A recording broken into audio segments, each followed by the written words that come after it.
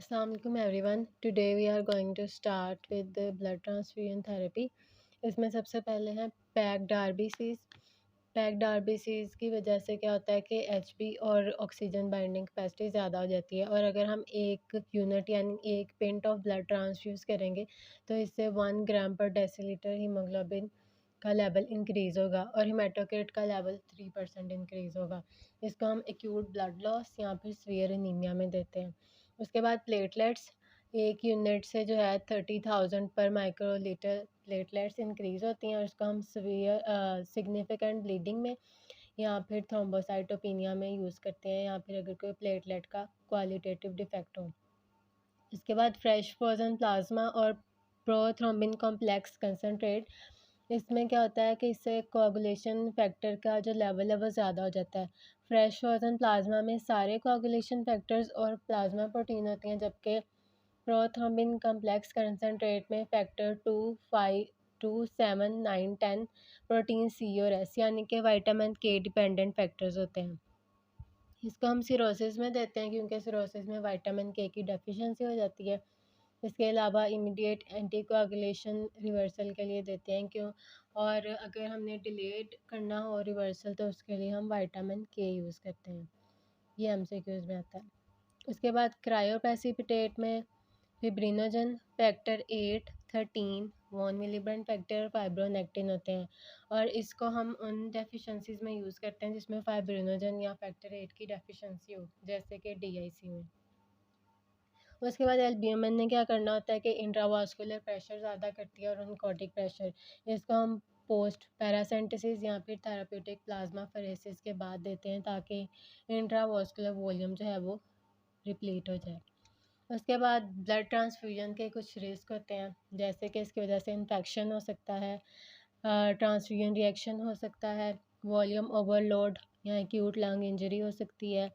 इसके अलावा iron overload हो सकता है, हाइपोकैल्सीमिया हो सकता है, क्योंकि जब हम ब्लड ट्रांसफ्यूजन करते हैं ना तो उसके अंदर होता है सिट्रेट आयरन कैल्शियम की लेटर है, तो उसकी वजह से कैल्शियम का लेवल कम हो जाता है, इसलिए हम ट्रांसफ्यूजन के बाद कैल्शियम ग्लूकोनेट ट्रांसफ्यूज़ करते हैं। इसके अलावा हाइपरकैल्सीमिया आरबीसीज़ की ब्रेकडाउन की वजह से हो सकता है। उसके बाद आ जाते हैं ल्यूकीमिया और लिम्फोमा। ल्यूकीमिया में क्या होता है कि इन्वॉल्वमेंट होती है बोन मैरो की, और इसमें जो हमने दो पढ़े थे, लिम्फॉइड और माइलाइड लीनिएज, यानी उनमें न्यूप्लाज्म हो सकता है। और जो लिम्फोमा है, लिम्फ नोड में अगर ट्यूमर राइज करेगा तो हम इसे लिम्फोमा कह देंगे, और ये किसी भी साइट में हो सकता है, इम्यून सिस्टम की लिम्फ नोड में, स्प्लीन में या बोन मैरो में। अब हॉजकिन और नॉन हॉजकिन का डिफरेंस है कि जो नॉन हॉजकिन है ज़्यादा कॉमन होता है एज़ कम्पेयर टू हॉजकिन, और कॉन्स्टिट्यूशनल सिम्टम्स सब में ही होते हैं, जैसे कि फ़ीवर, नाइट स्वेट्स और वेट लॉस। अब जो हॉजकिन है ये लोकलाइज्ड होता है और इसमें single group of nodes involve होते हैं, जबकि इसमें multiple group of lymph node involve होते हैं, और इसकी एक्स्ट्रा नोडल इन्वॉल्वमेंट भी होती है इसमें। इसमें कंटीजियस स्प्रेड होता है, यानी कि एक से दूसरे में फिर तीसरे में, जबकि इसमें क्या होता है कि नॉन कंटीजियस स्प्रेड, यानी कि वो डिस्टेंट ऑर्गन्स में जाके भी स्प्रेड कर सकता है। इसी वजह से इसका अच्छा प्रोग्नोसिस होता है और इसका अच्छा नहीं होता। अब इसमें जो एक इम्पॉर्टेंट सेल है रीड स्टर्नबर्ग सेल, जो कि बी सेल होते हैं, ये हॉजकिन में होते हैं लेकिन नॉन हॉजकिन में नहीं होते, ये भी एमसीक्यू में आता है। नॉन हॉजकिन में मेजॉरिटी बी सेल होते हैं लेकिन टी सेल भी हो सकते हैं। अब इसमें बाई मॉडल डिस्ट्रीब्यूशन, यानी कि यंग में भी हो सकते हैं और अडल्ट में भी, जबकि ये ज़्यादा कॉमन जो है वो बच्चों में या अडल्ट में होता है। अब इसकी एसोसिएशन होती है एब्स्टीन बार वायरस से, ये भी एमसीक्यू है, जबकि ये ऑटोइम्यून डिजीज़ या वायरल इन्फेक्शन के साथ एसोसिएटेड हो सकता है, जिसमें एचआईवी, एब्स्टीन बार वायरस और ह्यूमन टी लिम्फोट्रॉपिक वायरस आ जाते हैं। उसके बाद लिम्फो हॉजकिन लिम्फोमा और नॉन हॉजकिन लिम्फोमा की आगे फर्दर टाइप्स हैं। जो हॉजकिन लिम्फोमा है इसमें रीड स्टर्नबर्ग सेल होते हैं, और इसमें जो हमने चीज़ याद रखनी है कि इसका न्यूक्लियस जो है ना बाइलोब्ड होता है, ये इस तरह लगता है जैसे आउल की आइज़ हैं, इसलिए हम आउल आइज़ इसे बोलते हैं। और इसमें जो है ना रीड स्टर्नबर्ग सेल, क्योंकि बी सेल का ओरिजिन होता है इनका, तो ये CD15 और CD30 पॉजिटिव इनके सरफेस मार्कर्स होते हैं, ये दोनों भी एमसीक्यू में आते हैं। अब उसके बाद इसकी टाइप्स आती हैं। एक तो इसकी टाइप होती है क्लासिक हॉजकिन लिम्फोमा और दूसरी होती है nodular lymphocyte predominance.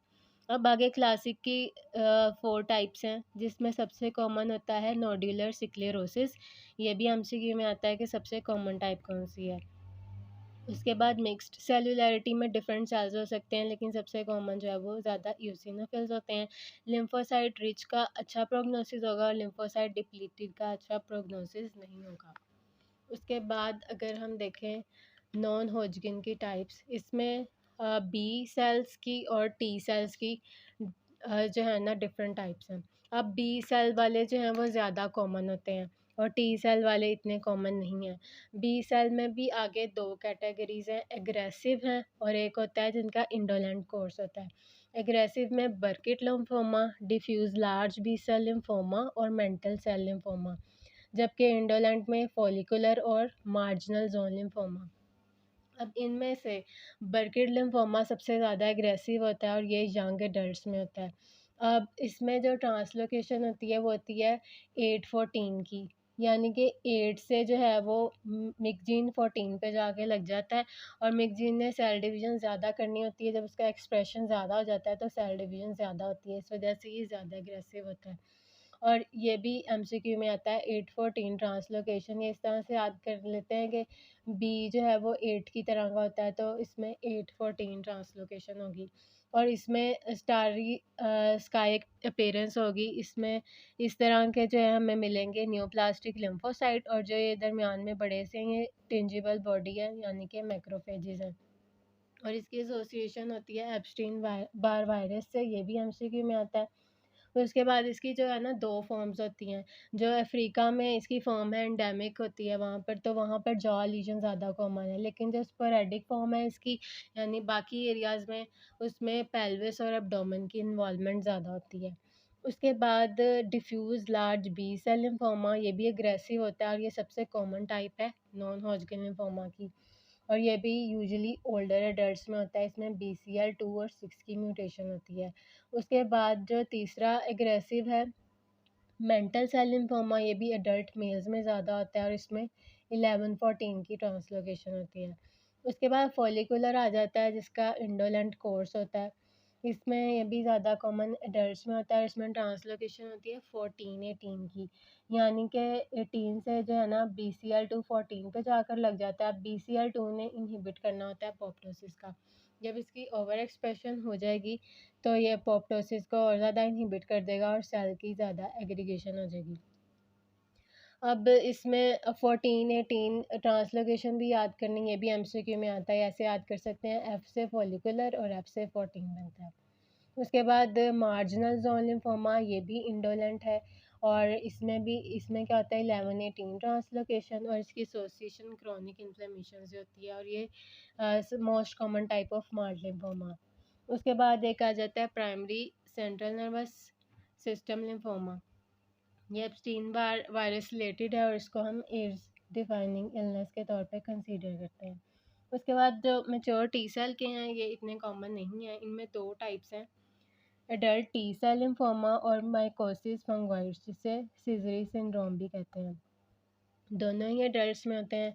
Adult T cell होता है by human T lymphotropic virus और इसमें हमें क्यूटेनियस लीजन्स मिलते हैं।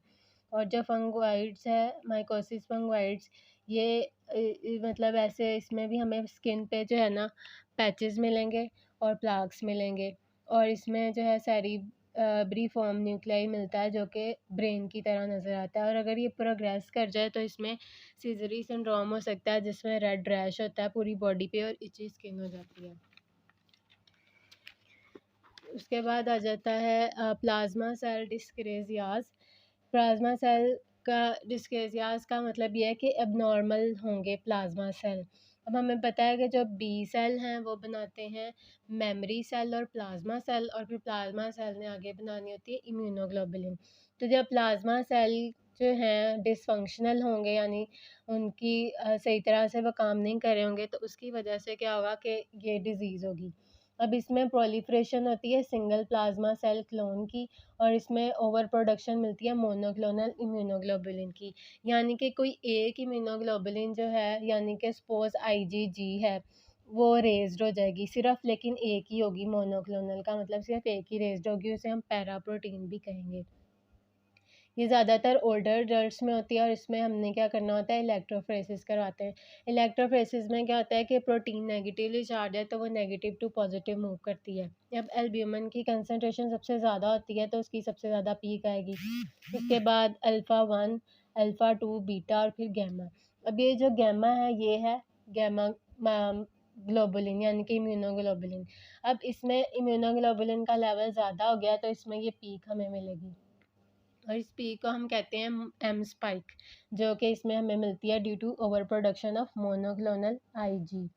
इसके अलावा हम यूरिन प्रोटीन इलेक्ट्रोफोरेसिस भी करवा सकते हैं, यूरिनरी इन्वॉल्वमेंट देखने के लिए, क्योंकि जो डिपस्टिक है ना, उसमें सिर्फ हमें एल्ब्यूमिन मिलती है, उसमें हमें ये लाइट चेंज जो हैं वो, या इम्यूनोग्लोबुलिन जो हैं, नहीं मिलेंगी। और डायग्नोसिस के लिए हम बायोप्सी करवा लेते हैं। उसके बाद ये क्लासिफिकेशन है मोनोक्लोनल गैमोपैथी की। इसमें 3 तरह की हैं, मल्टीपल मायलोमा है, वॉल्डेनस्टॉर्म मैक्रोग्लोबिनीमिया और मोनोक्लोनल गैमोपैथी ऑफ अनडिटरमिन्ड सिग्निफिकेंस। अब सब में ही ओवर प्रोडक्शन होनी है किसी एक इम्यूनोग्लोबुलिन की, और बाकी सारी हो जाएंगी कम। जैसे कि मल्टीपल मायलोमा में अब IgG, अब ये 5 टाइप्स की होती है ना, इसमें हैवी चेन्स GAMED से याद कर सकते हैं, IgG, AME और D, और लाइट चेन्स होती हैं 2, कैपा और लैम्डा। अब IgG की इसमें प्रोडक्शन होती है सबसे कॉमन, या फिर IgA की भी हो सकती है, या लाइट चेन की भी हो सकती है। और इसके क्लिनिकल फीचर्स को हमने याद करना है क्रैब से, यानी कि हाइपरकैल्सीमिया, रीनल इंसफिशिएंसी, एनीमिया और बोन लिटिक लीजन्स। अब इसमें होता क्या है कि साइटोकाइंस ज़्यादा रिलीज़ होते हैं, और जो कि malignant cells, plasma malignant cells जो हैं, वो ज़्यादा साइटोकाइन रिलीज़ करेंगे, और ओस्टियोक्लास्ट की एक्टिविटी ज़्यादा हो जाएगी। ओस्टियोक्लास्ट ने अब क्या करना है कि उन्होंने बोन की रिजॉर्प्शन करनी होती है, तो बोन से कैल्शियम निकल के आ जाएगा ब्लड में, और हाइपरकैल्सीमिया हो जाएगा, और उधर जो है वो बोन का लिटिक लीजन, यानी कि पंच्ड आउट लीजन, जिस तरह का यहाँ पे नज़र आ रहा है, इस तरह की हमें बोन मिलेगी, जिसकी वजह से बोन पेन भी होगी। दूसरा, इसमें रीनल इंसफिशिएंसी होती है, उसकी भी डिफरेंट रीजंस हैं कि पैरा प्रोटीन जो हैं वो वहाँ पर जाके डिपॉजिट हो जाती हैं, उसकी वजह से रीनल फेलियर हो सकता है। और इसके अलावा इसमें एनीमिया भी हो सकता है, क्योंकि सारी बोन मैरो में तो प्लाज्मा सेल बनी जा रहे हैं, रेड सेल का मैस कम हो गया, उस वजह से भी एनीमिया हो सकता है, या फिर रीनल फेलियर की वजह से एनीमिया हो सकता है। तो इसमें क्या है, ये 4 चीज़ें। इसके अलावा अब हमने देखा है कि इसमें IgG ज़्यादा है, तो बाकी सारी कम होंगी, जैसे कि IgA, IgM, IgE, वो सारी कम होंगी, तो इसमें इन्फेक्शन का रिस्क ज़्यादा हो जाएगा। तो इसमें हमने कॉम्प्लिकेशन में याद रखना है कि इसमें इन्फेक्शन का रिस्क ज़्यादा हो जाता है। और जो इसकी करैक्टरिस्टिक चीज़ है कि हमें यूरिन डिपस्टिक पे तो नेगेटिव मिलता है, लेकिन हमें यूरिन में बेंज जोन्स प्रोटीन मिलती हैं, यानी कि लाइट चेन जो इसमें प्रोटीन मिलती है, हम उन्हें कहते हैं बेंज जोन प्रोटीन, और ये मोर देन 10 mg होती हैं। उसके अलावा बोन मैरो की बायोप्सी में नॉर्मली जो है प्लाज्मा सेल लेस देन 5% होते हैं, लेकिन इसमें क्योंकि इनकी ओवर प्रोडक्शन हो रही है प्लाज्मा सेल्स की, तो वह मोर देन 10% हो जाएंगे।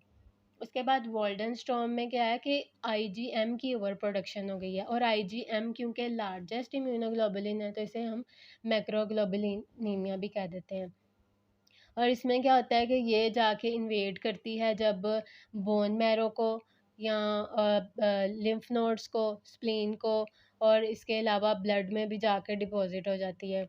जब ये लिम्फ नोड में जाकर डिपॉजिट होगी, तो हम इसकी वजह से लिम्फेडिनोपैथी हो जाएगी, लिवर स्प्लीन में जाएगी तो हेपेटोस्प्लीनोमेगाली हो जाएगी।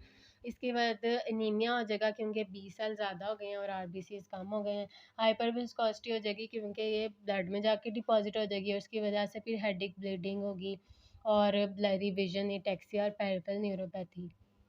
अब इसमें भी बोन मैरो बायोप्सी पे हमें मोर देन 10% ही मोनोक्लोनल बी लिम्फोसाइट मिलेंगे। और इसमें जो है, इसको हम लिम्फोप्लाज्मासिटिक लिम्फोमा भी कहते हैं, क्योंकि ये नॉन होजकिन लिम्फोमा की ही एक टाइप होती है। उसके बाद तीसरी है अनडिटरमिन्ड सिग्निफिकेंस की, यानी कि इसमें कोई भी टाइप ओवर प्रोड्यूस हो सकती है। अब इसमें हमने 3 बातें याद रखनी है। एक तो एम स्पाइक जो इसमें हमने देखी है वो लेस देन 3 ग्राम पर डेसीलीटर होगी। दूसरा, इसमें कोई क्रैप फाइंडिंग नहीं होगी जो कि हमें मल्टीपल माइलोमा में मिली थी, यानी कि हाइपरकैल्सीमिया, रीनल इनसफिशिएंसी एनीमिया और बोन लिटिक लीजन्स। और जो तीसरी चीज़ है, इसमें less than 10% monoclonal plasma cell होंगे, बाकियों में मोर देन 10 थे, अब इसमें 10 होंगे, लेस देन 10 है। अब इसकी सिग्निफिकेंस इतनी क्यों है? क्योंकि इसमें 1 to 2% चांस होता है पर ईयर की मल्टीपल माइलोमा में प्रोग्रेस कर जाए। तो इस वजह से जो है हमने इसमें क्या करवाना होता है, हमने इसमें पीरियोडिक फॉलोअप करवाना होता है। उसके बाद आ जाता है हमारे पास माइलोडिस्प्लास्टिक सिंड्रोम। माइलोडिस्प्लास्टिक सिंड्रोम में क्या होता है कि ये भी स्टेम सेल का ही डिसऑर्डर है जिसमें इनइफेक्टिव हीमेटोपोइसिस हो रही है। अब इसमें भी क्या है कि जो माइलाइड लीनियज के सेल्स हैं ना, उनकी सही तरह से मैचुरेशन नहीं हो रही, यानी कि इसमें हमें ब्लास्ट सेल मिलेंगे, लेकिन ब्लास्ट सेल जो हैं वो लेस देन 20% होंगे। और इसमें ये ट्रांसफॉर्म हो सकता है एक्यूट माइलाइड लिकीमिया में। डिफरेंस ये होगा कि एक्यूट माइलाइड लिकीमिया में मोर देन 20% ब्लास्ट सेल होंगे, जबकि इसमें लेस देन 20% होंगे। और इसमें प्राइमरी कॉज म्यूटेशन हो सकती है, सेकेंडरी कोई भी कॉज हो सकती है, बेंजीन या फिर रेडिएशन। उसके बाद आ जाता है सूडोपेल्गर ह्यूट एनॉमली, जिसमें न्यूट्रोफिल्स में जो है ना वो बाइलोब्ड न्यूक्लियस हो जाता है। वैसे तो इसमें 5 होते हैं लेकिन इसमें बाइलोब्ड हो जाता है। ये भी माइलोडिस्प्लास्टिक सिंड्रोम में मिल सकता है। उसके बाद आ जाती है हमारे पास लीकीमियाज। लीकीमिया में क्या है कि इसमें अनरेगुलेटेड ग्रोथ और डिफ्रेंशिएशन हो जाती है वाइट ब्लड सेल्स की। अब इसमें जो है वो रेड सेल का मैस भी कम हो जाएंगे, WBCs भी कम हो जाएंगे और प्लेटलेट्स भी कम हो जाएंगे। उसकी वजह से एनीमिया होगा, इन्फेक्शन का चांस होगा और ब्लीडिंग होगी। अब इसमें जो है इसकी आगे टाइप्स हैं, लिम्फोइड न्यूप्लाज्म भी हो सकते हैं और माइलाइड भी हो सकते हैं। लिम्फोइड में फिर आगे 2 टाइप्स हैं, एक्यूट और क्रोनिक। एक्यूट में क्या है कि एक्यूट का मतलब है कि ये सडनली हो रही है, और लिम्फोब्लास्टिक यानी कि इसमें जो सेल्स हैं ना वो ब्लास्ट सेल होंगे, यानी कि इमेच्योर सेल्स होंगे। और पहले तो ये लीकीमिया होगा, लेकिन बाद में जब ये सॉलिड ऑर्गन्स में भी जाके डिपॉजिट करना शुरू हो जाएंगे तो फिर ये लिम्फोमा में कन्वर्ट हो जाएगा। और इसमें हमने इस तरह से इसको याद करना है कि जो ALL है ये ज़्यादातर बच्चों में होता है, CLL ज़्यादातर ओल्ड एज में होता है यानी मोर देन 60, और जो माइलाइड वाले दोनों हैं वो उनकी रेंज होती है 40 to 60। अब इसमें हमारे पास जो है ना 2 तरह के होते हैं, एक तो T सेल हो सकता है और एक हो सकता है B सेल। इनके डिफरेंट मार्कर्स होते हैं। सबसे पहले तो TD पॉजिटिव जो है वो लिम्फोब्लास्ट का मार्कर है, यानी कि सिर्फ लिम्फोब्लास्ट में ही हमें मिलेगा पॉजिटिव। और जो इसमें आगे मार्कर्स हैं, इसमें B सेल के हैं CD10 पॉजिटिव, और जो टी सेल का है वो होता है CD2 से लेकर 8 तक होता है। अब जो टी वाले हैं वो प्रेजेंट करते हैं स्थाइमिक मैस यानी मीडियास्टाइनल मैस के तौर पर प्रेजेंट करते हैं, ये टीनेजर्स में होते हैं। और इसकी एसोसिएशन होती है डाउन सिंड्रोम के साथ। इसमें हमें ज़्यादा लिम्फोब्लास्ट मिलेंगे, और इसमें जो साइटोजेनेटिक एबनॉर्मेलिटीज़ हैं 2 तरह की होती हैं। अगर तो 1221 है तो उसका अच्छा प्रोग्नोसिस होगा, लेकिन अगर 922 है, इसको हम फिलाडेल्फिया क्रोमोसोम भी कहते हैं, तो इसमें वर्स्ट प्रोग्नोसिस होता है। उसके बाद आ जाता है CLL। CLL जो है ज़्यादा कॉमन होता है मोर देन 60 ईयर्स में, और ये सबसे कॉमन एडल्ट लीकीमिया है। ये ज़्यादातर एसिम्प्टोमेटिक होता है, और इसमें हमने स्मज सेल्स याद करने हैं कि हमें पेरिफेरल फिल्म पे स्मज सेल्स मिलेंगे। और इसमें एक होती है रिचर ट्रांसफॉर्मेशन, जिसमें 10% चांस होता है कि ये diffuse large cell B cell lymphoma में कन्वर्ट हो जाएगा। उसके बाद हेरी सेल लीकीमिया, इसको भी एक सब टाइप ही कह देते हैं CLL की। इसमें मैच्योर B सेल हमें मिलेंगे जिनमें हेयर लाइक प्रोजेक्शन होंगी। और इसके अलावा ये ट्रैप पॉजिटिव होते हैं, यानी कि tartrate resistance acid phosphatase positive होंगे। उसके बाद माइलाइड है, उसमें एक्यूट और क्रोनिक। एक्यूट में उसी तरह से हमें माइलोब्लास्ट मिलेंगे इमेच्योर सेल्स, और क्रोनिक में मैच्योर सेल्स मिलेंगे। दोनों की तकरीबन मीडियन एज 40 to 60 तक ही होती है। और जो माइलोब्लास्ट है ना, उनका हमने स्पेसिफिक जो याद करना है वो है माइलोपेरोक्सीडेज पॉजिटिव होते हैं ये, और इसमें ओरर्स मिलते हैं जो कि क्रिस्टलाइज्ड वर्जन होते हैं माइलोपेरोक्सीडेज का ही। इसके अलावा इसमें हमें ज़्यादा माइलोब्लास्ट मिलेंगे, और इस फैक्टर्स में रेडिएशन बेंजीन है, इसकी एसोसिएशन भी डाउन सिंड्रोम से होती है। और इसके अलावा इसमें जो साइटोजेनेटिक एबनॉर्मेलिटी है वो होती है 15-17 की, जिसमें रेटिनाइक एसिड के रिसेप्टर की डिसफंक्शन हो जाता है, जिसकी वजह से प्रोमाइलोसाइट जो है बिल्डअप कर जाते हैं, और ज़्यादा होंगे तो इसमें कोagulation का रिस्क ज़्यादा होता है, जिसकी वजह से डिसएमिनेटेड इंट्राऑस्कुलर कोagulation हो सकती है, जो कि एक मेडिकल इमरजेंसी होती है। तो हम इसमें ऑल ट्रांस रेटिनाइक एसिड देंगे जो कि प्रोमाइलोसाइट्स की डिफरेंशिएशन करवा देगा। उसके बाद आ जाता है CML। CML में क्या है, मीडियन एज 64 है, इसमें फिलाडेल्फिया क्रोमोसोम याद करना है 922 BCR ABL की म्यूटेशन होगी। ये ALL में भी था लेकिन उसमें ये कॉमन इतना नहीं होता, ज़्यादा कॉमन इसमें होता है, और इसमें हमें माइलॉइड सेल की जो है वो प्रोलिफरेशन मिलेगी। और इसके अलावा इसकी 3 फेजेज़ होती हैं, क्रॉनिक फेज़, एक एक्सेलरेटेड और ब्लास्ट क्राइसिस। ब्लास्ट क्राइसिस में ये एक्यूट माइलॉइड या एक्यूट लिम्फोब्लास्टिक लीकेमिया में भी कन्वर्ट हो सकता है, और इसके लिए हम टायरोसिन काइनेज इनहिबिटर्स देते हैं। अब इसमें जो चीज़ें हमने याद करनी है, इनकी एज पता होनी चाहिए कि ये बच्चों में है, ये एडल्ट्स में, और ये दोनों 40 to 60 ईयर्स ऑफ एज में। इसके अलावा इनके मार्कर्स याद करने हैं, बी सेल का CD10 है, और इसके लिम्फोब्लास्ट का TDT पॉजिटिव, और बी सेल्स का माइलोपेरोक्सीडेज। इसके अलावा दोनों AML और ALL दोनों की एसोसिएशन होती है डाउन सिंड्रोम से, ये जिन 5 ईयर्स से जो कम बच्चे हैं उनमें, और ये जो 5 ईयर्स से ज़्यादा बच्चे होते हैं उनमें। इसके अलावा फिलाडेल्फिया क्रोमोसोम का आता है MCQ, ये CML में भी होता है, और इसके अलावा ये CLL में भी होता है, लेकिन ज़्यादा कॉमन ये CML में होता है। जो CLL में होता है उसका प्रोग्नोसिस इतना अच्छा नहीं होता।